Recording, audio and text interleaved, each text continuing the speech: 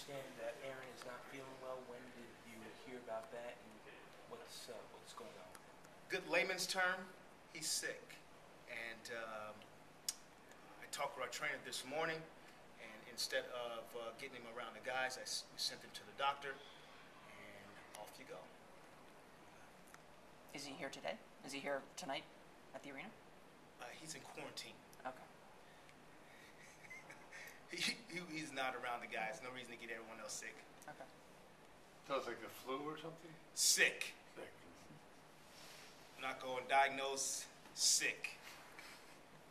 So his availability for tonight is? Inactive sick. He's so sick that he's inactive. Okay. Now what? Off we go. With whom in this spot? Tobias will start in the 3 position. Small forward. What else can you call that position? 3-man. Wing. What else we got? Swingman? Swingman, nice. I like it.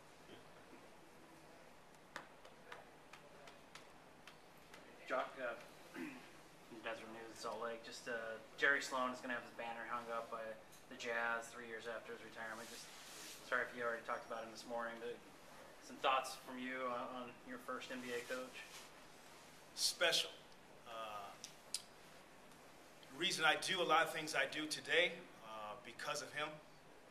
Credit that organization for teaching me how to be a professional.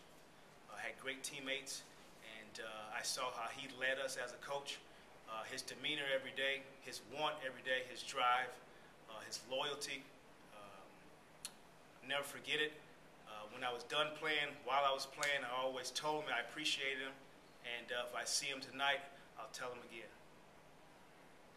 Thank you. How do you plan on compensating without having your leading scorer up there tonight? Do you change offensive schemes, or is it just insert player here to pretty much take Aaron's spot as far as scoring opportunities that he was getting? Batter up. Your number's called. Be ready to go and do your part.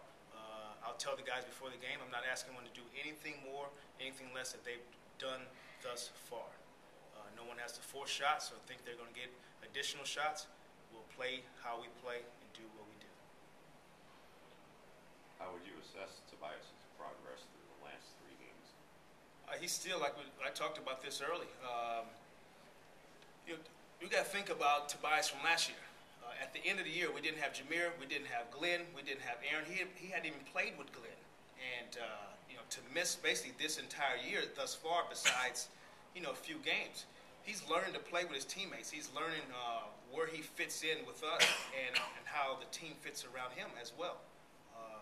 So there's a lot of room, a lot of time for us to grow together. And it's going to take some time for him to get back in a comfortable rhythm and understand his role on the team.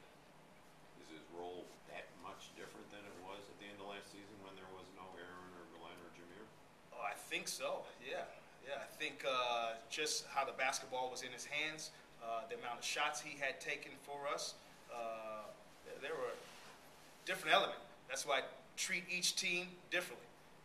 This is an entirely different year than last year, and that was my first message to the guys going into this year. This is an entirely different team. Whether it was minutes, whether it was shots, whether it was roles, completely different. Those will develop on a year-to-year basis.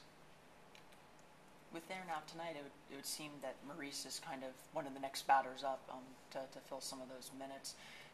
He's been kind of in and out of the rotation for the last couple of weeks. What have you seen from him as he's kind of working his way through things and trying to get back some playing time? There are going to be pockets in the season where some guys won't play. Whether you're taking Jason Maxill right now, who started for us the first how many games, there's pockets where guys will not play. There's just not enough minutes. I will always be upfront and fair and honest with every single guy. That's the way I approach it. If I've told you, believe me, I've told them before that I've talked to you guys, because I don't coach through the media. So he knows where we are as he and I is in our time, his time on the floor. So he's fine. Coach, Victor made a nice defensive challenge with Deng that might have saved the game for you. Overall, what do you think? He's played a quarter of a season now. What have you noticed about him coming on as an NBA player? Well, I think he's a really intelligent young man, and I think that's the one thing that really stands out is that we can do something in shoot around, and he can implement it in a game, and whether it's offense or defense. And to have a challenge of guarding Luol Deng in the fourth quarter when we need to stop was huge. A lot of that was instincts, his ability to defend the basketball at multiple positions. And that just comes from effort and this overall competitive spirit. And sometimes that cannot be taught. And that's what makes him a joy to be around. He came in with a reputation of a guy that could be a really good defender. He's lived up to that so far, huh? He's taken on the challenge. I think he sees the speed and athleticism a little different from college. You play a team like Oklahoma City, and you see that, how long Durant is, how quick and explosive Westbrook is. But at the same time, he doesn't back down. And if he finds failure, he responds immediately, whether it's the difference between not having as many turnovers as he did in the second half of Oklahoma City, or going game-to-game basis. Kind of speaking on that level, the last two games I've noticed that he's been playing without a kind of secondary point guard, without Etuan or Jameer or Ronnie in the lineup with him. Are you feeling more confident with him, or as a true point guard, or do you feel like now's the time to give him more responsibilities in that role? We'll continue to push him at a pace that I think makes him comfortable. There'll be times where there aren't secondary playmakers out there or ball handlers out there, and there'll be times where there are. I'll continue to get a feel and a sense how he's progressing, and at the end of the day, we want him to be successful. We want our team to be successful while he's learning along the way. Coaches, one quick bigger question on Aaron. I know wins and losses, that's always number one, but just maybe talk about maybe not the respect Aaron's getting maybe on all-star ballots and stuff for the bigger picture top 10 scorer in the league. How does that affect him at all? Or just maybe talk about his overall season, being one of your main guys this year, and not getting maybe the respect on the national NBA level. I won't talk about the all-star stuff, but what I will talk about is he's been probably our most efficient and consistent player this year, from training camp till today. I think he really took a challenge in the offseason of making his game efficient, and also challenging his teammates and having a resolve for himself every day. We talked about this a little bit last game. After losses, of being able to respond and have a practice habit and also a playing habit, and I think that's helped him be consistent for us.